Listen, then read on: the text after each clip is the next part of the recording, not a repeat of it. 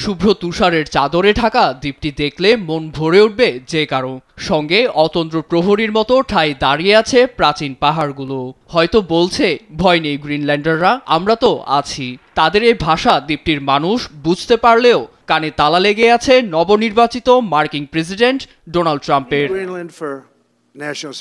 সম্প্রতি বিশ্বের সবচেয়ে বড় আর্কটিক দ্বীপকে কিনে মার্কিন মানচিত্রের অংশ বানানোর যে পায়তারা করছেন ট্রাম্প, তাতে নারাজ দ্বীপটির বাসিন্দারা। দ্বীপ জুড়ে এখন চলছে আলোচনা সমালোচনা। রাজধানী নুকের ক্ষুব্ধ বাসিন্দারা বলছেন, গ্রিনল্যান্ড তাদের ঠিকানা, আর ঠিকানা কেউ চাইলেই কিনে নিতে পারবেন না। বল প্রয়োগ বা সামরিক শক্তি প্রয়োগের ভয় দেখিয়েও লাভ হবে না।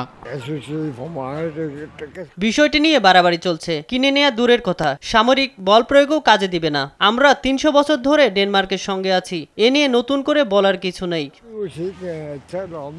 পৃথিবীর দ্বিতীয় বৃহত্তম বরফের চাদরে ঢাকা গ্রিনল্যান্ড প্রাকৃতিক সম্পদে ভরপুর। মাত্র ৫৭,০০০-এর জনসংখ্যা নিয়েও অর্থনৈতিক দিক থেকে বেশ সচ্ছল দ্বীপটি। দীর্ঘ সময় ধরে ইউরোপীয় ইউনিয়নের অন্তর্ভুক্ত ডেনমার্কের রাজনৈতিক বলয়ে থাকলেও স্বায়ত্তশাসিত অঞ্চল গ্রিনল্যান্ড। তবে ট্রাম্পের সাম্প্রতিক মন্তব্য বাড়তি চাপের সৃষ্টি করেছে সাধারণের উপর। আগামী ২০ জানুয়ারি শপথ নিয়ে মার্কিন মসনদে বসবেন নির্বাচিত প্রেসিডেন্ট ট্রাম্প। তবে দায়িত্ব নেবার আগেই আঞ্চলিক নিরাপত্তার কারণ দর্শিয়ে ডেনমার্ক থেকে গ্রিনল্যান্ডকে হটিয়ে যুক্তরাষ্ট্রে নিয়ে যেতে চাইছেন তিনি। এ খবরে উদ্বিগ্ন কোপেনহেগেনবাসীরাও।